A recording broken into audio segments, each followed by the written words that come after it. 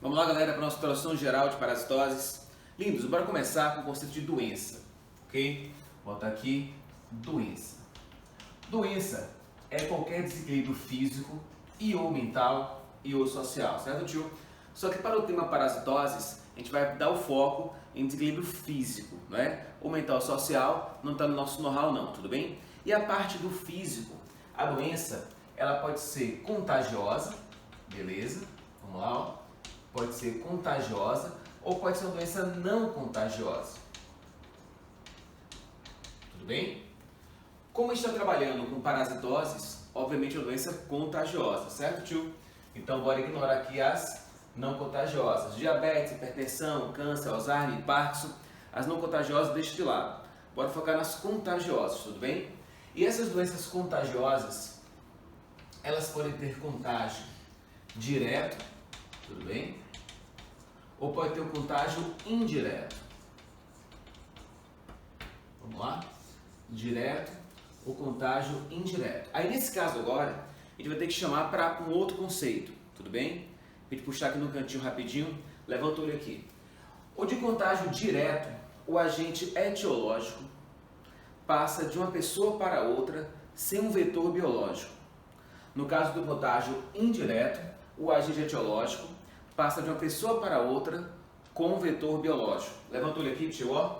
Vou botar aqui, ó. Agente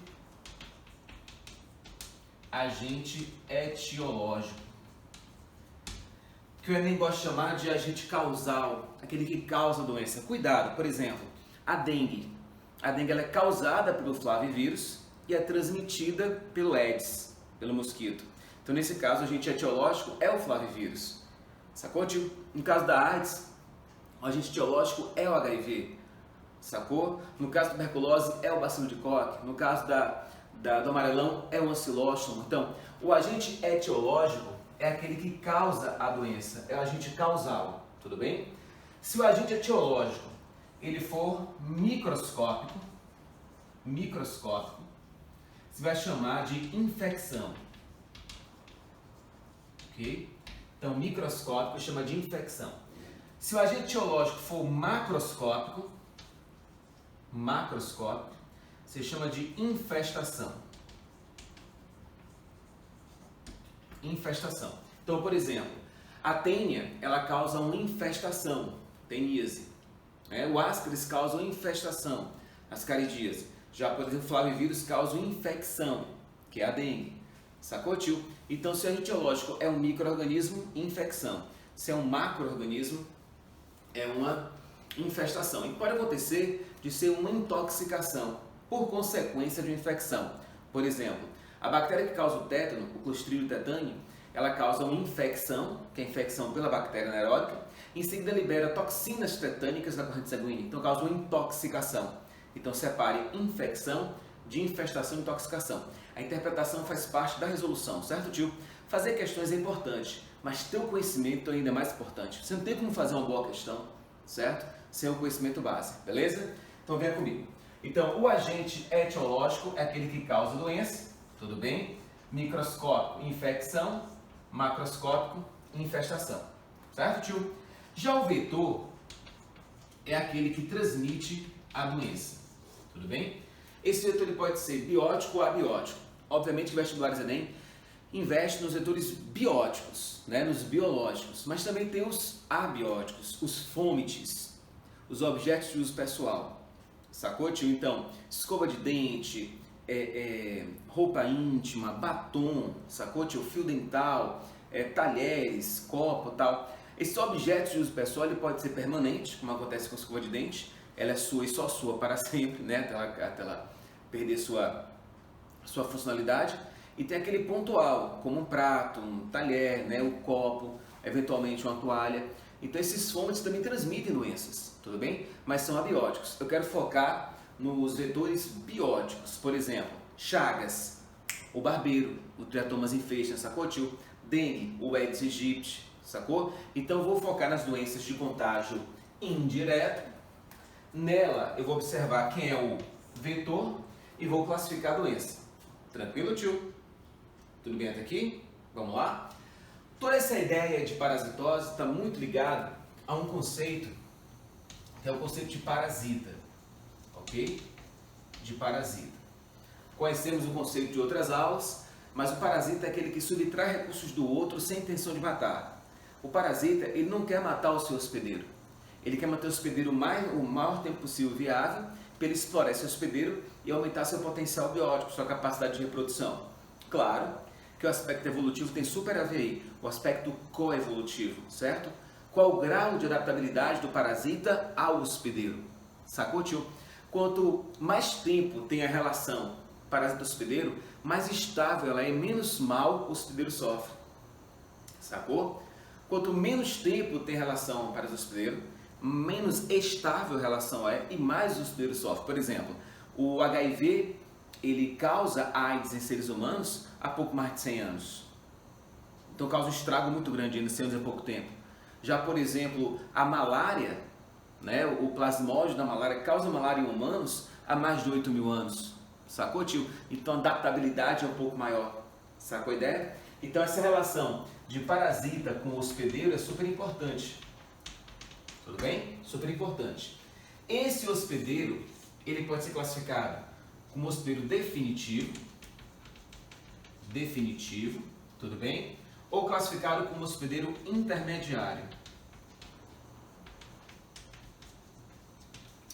É uma classificação que dá dor de cabeça, porque está fortemente ligado ao agente etiológico, certo?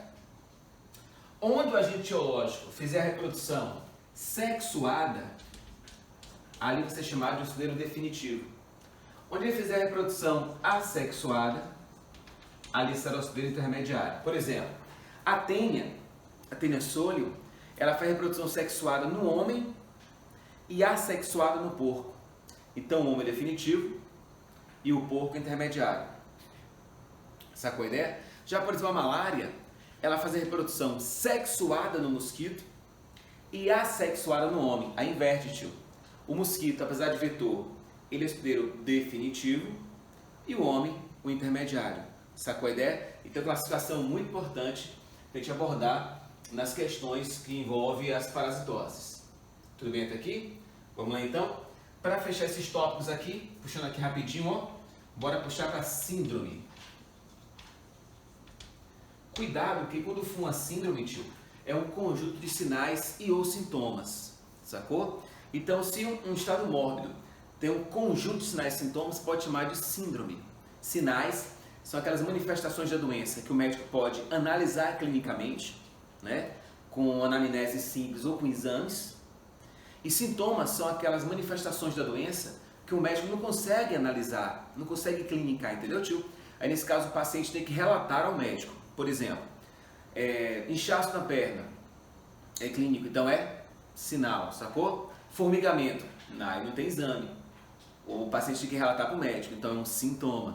Entende, tio? Febre é sinal. Tontura é sintoma. Sacou a ideia? Né? Desequilíbrio, dá para ver, é sinal. Dor de cabeça é sintoma. Então, aquilo que o médico pode examinar e encontrar é um sinal. Aquilo que o médico não consegue encontrar com exames, o paciente tem que relatar para ele, é um sintoma.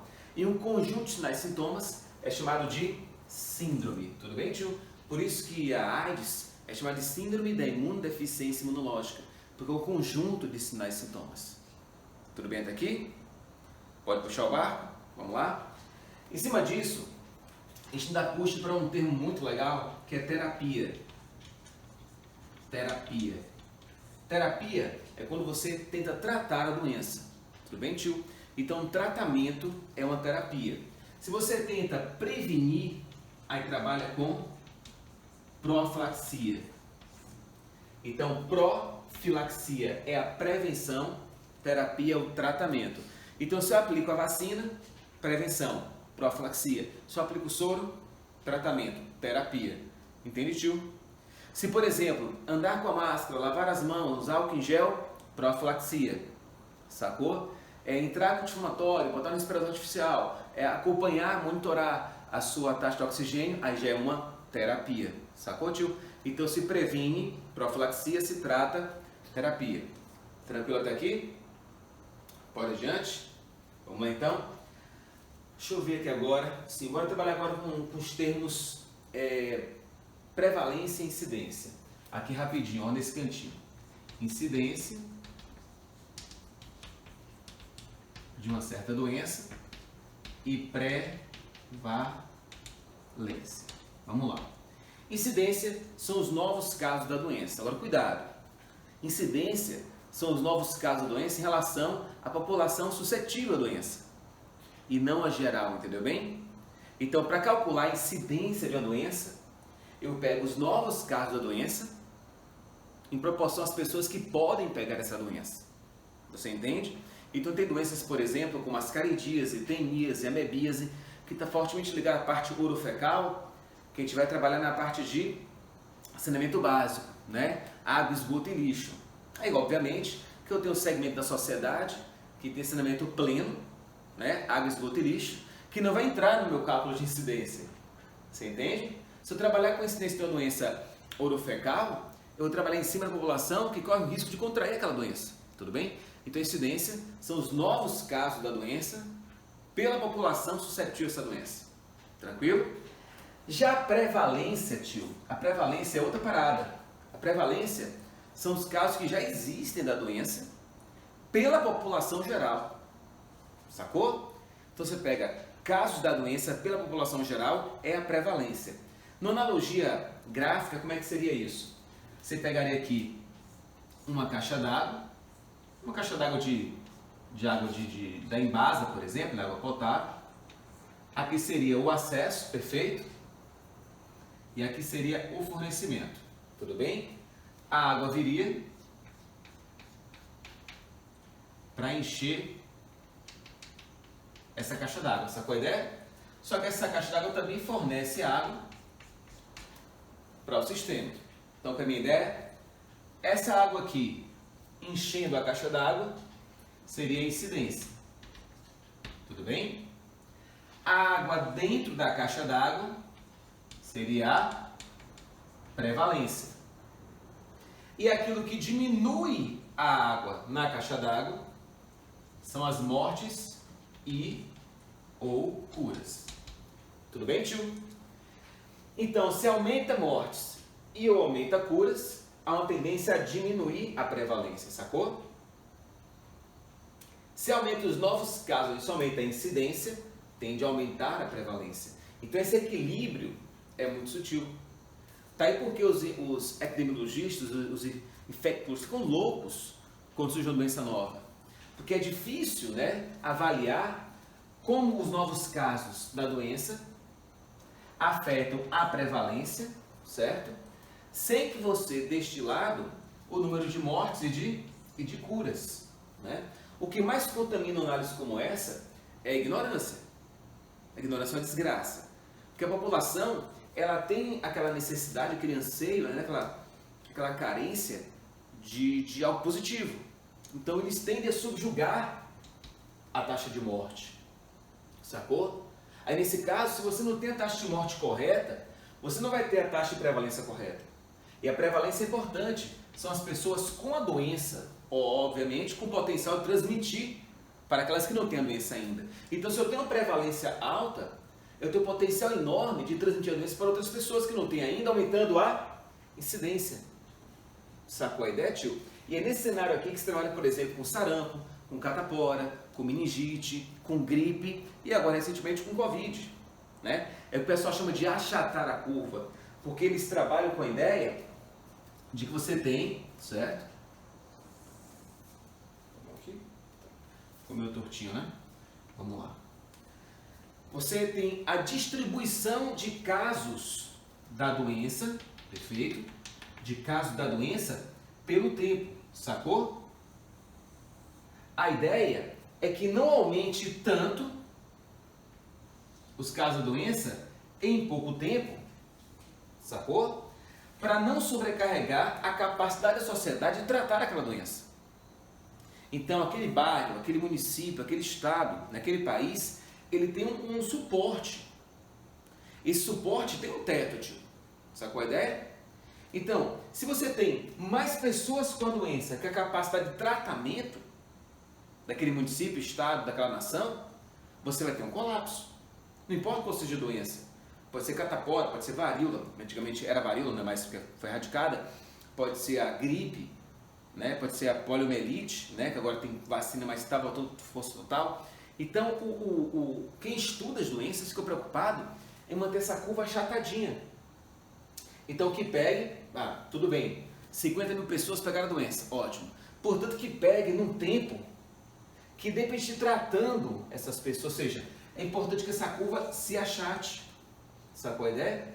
Alguns países, né, têm governantes um pouco mais estúpidos que acham que a prevenção à doença, ok? A prevenção à doença, como por exemplo o confinamento social, usar máscara, álcool em gel, lavar as mãos e tal, é uma medida pontual, não é coletiva. Ela que vai ajudar a distribuir os novos casos da doença, tudo bem? Mantendo a prevalência num patamar compatível com o sistema de saúde. Entendeu, tio? Essa é que é a ideia de achatar a curva. Então, se você analisar, por exemplo, esse achatamento da curva, o objetivo é só esse. É só evitar que o número de casos da doença, tudo bem? Ultrapasse a capacidade do sistema de saúde de dar conta do recado. Sabe qual é a ideia, tio? Tudo bem até aqui? Valeu então!